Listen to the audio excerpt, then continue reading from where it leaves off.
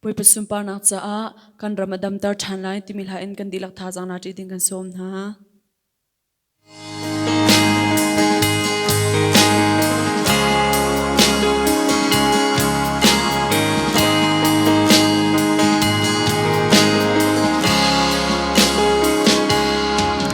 mo boy pa kan ram chuan man no a chan bang a hluan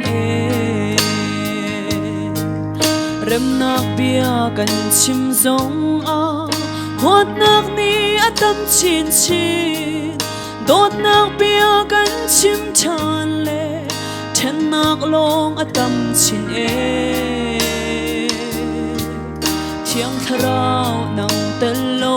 chun kan ram hi adam kho lai lo thiang tharau he rem nak thong cha kan chim chan lo boy pa kami dhani an ka ko i tôi dor nak an lung chin he sual ngai chin ka mai kha an bol a sun an kan sam nak su ban khin karun thai piak na lai an sual na ka ngai thiam lai an ram su ka dam ter lai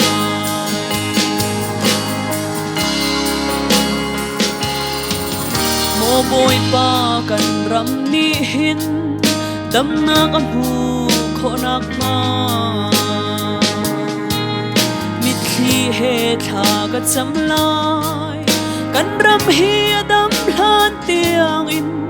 kan ram sual nak fial te hi mo boy pa kan ngai thiam lo ngai thiam kho a si lo chun kamin tu kha lo chang ko tharau thiang hlim tam nak si tha kan ram ni kan her ko we kami dhani an ka ko i tôi dor nak an lung chin he sual ngai chin ka mai kha an bol a sun an kan sam nak su ban khin karun thai piak na lai an sual na ka ngai thiam lai an ram su ka dam ter lai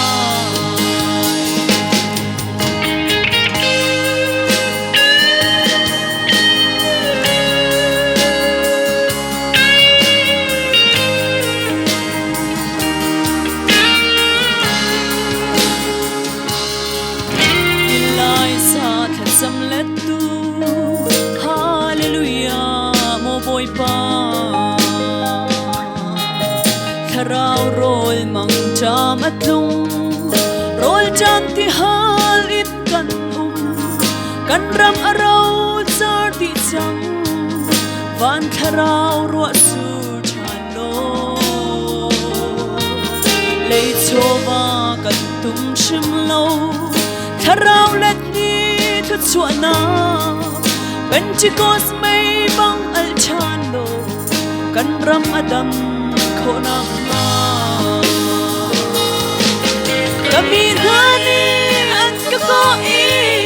tôi dor nak an lung chin he sual ngai chin ka mai kha an bol a sun an kan sam nak su ban khin karun thai piak na lai an sual na ka ngai thiam lai an ram su ka dam ter lai kami dhani an ka ko i tôi dor nak an lung chin he sual ngai chin ka mai kha an bol a sun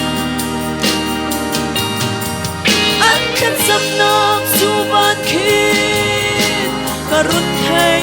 piak na lai an sual na ka ngai thiam lai an ram su ka dam ter lai